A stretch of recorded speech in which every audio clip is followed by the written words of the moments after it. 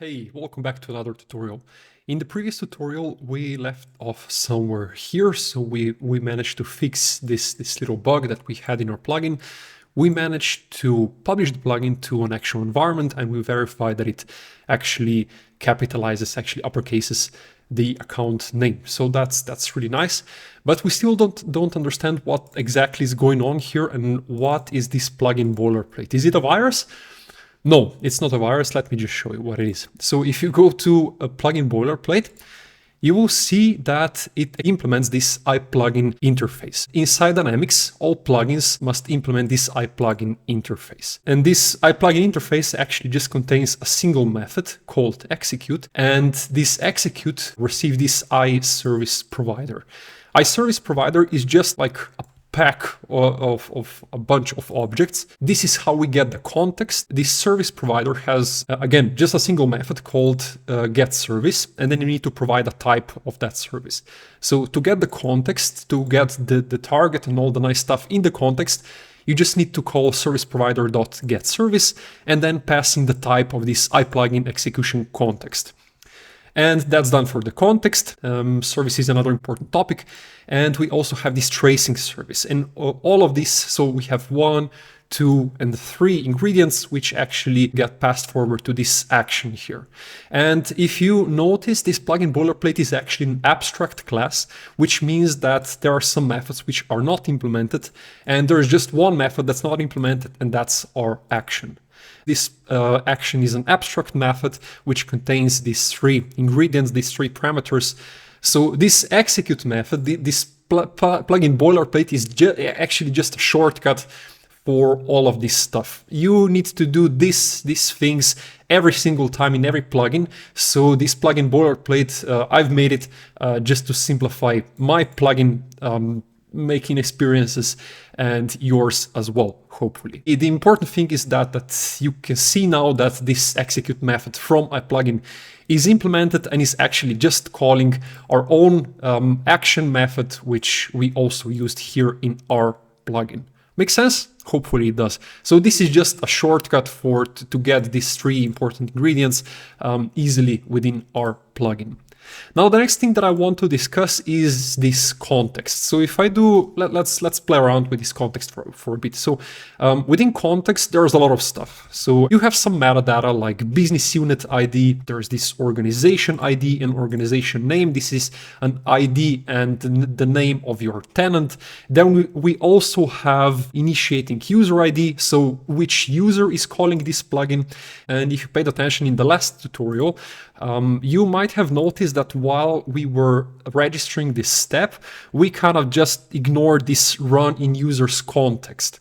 So this run in users context field actually determines who to run the plugin as. This is really complex, but in Dynamics, you have all these different permissions, and some users cannot work with some records, with some entities in Dynamics. So if you want to run the plugin as somebody else, to impersonate another user, you can actually change this here. So you can just select any system user, and this user ID will then appear here in context.user ID. This setting as default, it'll be this calling user. So whoever runs this action, whoever sends this message. So the user who creates an account, the user who updates a contact, whatever they do, they will be the one running the plugin. And if they cannot access a record which a plugin is working with, the plugin will throw an error. The next thing that we already used are these input parameters. So it's a dictionary of these input parameters, and you can query them using a string.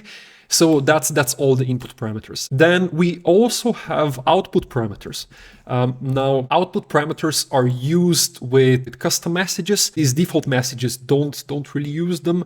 And in this example, you've seen that we actually just manipulated this target, which is actually within these input parameters. So yeah, with output parameters are used in very specific cases, and we will probably look at them later on in this series, but not today. So next thing that we have is message name. So if we're creating a new record, this will be create. If we are creating a custom message, this will be a custom message name. And the last thing, we also have this stage. And this stage is basically just pre-operation or post-operation. Now, the next thing that I want to explain is this service. So we kind of covered this context. Let's focus on service really quickly. So if I do service and then period, there's update, there's execute, there's retrieve, multiple, create. So a service is basically a way for a plugin to communicate back with the Dataverse. Let's say it in other words. It's basically a way to send more messages back to the Dataverse. So using this service, you can send update messages, you can send create messages, or in other words, you can create new records or update new records depending on your use case again. So if you have a plugin for a contact and you want to associate this contact with an account, you can use this, you can use a post-operation plugin, call this update and pass in some fields, of course. This way you can trigger the update in the Dataverse. And that was service. The last thing that we have here is this trace, and this only contains one method, which is trace. And trace is basically just a logging service, and you need to manually enable tracing to be able to see the actual logs. And that's it. That's all the three parameters. And inside the plugin boilerplate, you also have some other methods. So we looked at execute. And then we also have this get target ref, and we have this get raw post entity image, get raw pre-entity image. These are kind of just helper methods to help you shorten your code. They're defined here on the plugin boilerplate. You can call, let's say, get target. This one is get target ref, but you can just call it right here, and it will just work for your plugin. Now, the last thing that I want to touch today is this weird entity thing. So entity is a type, so like this, and you can create a new entity very easily. New entity, it must have this entity name, and in our example, let's do account. And another parameter is this GUID.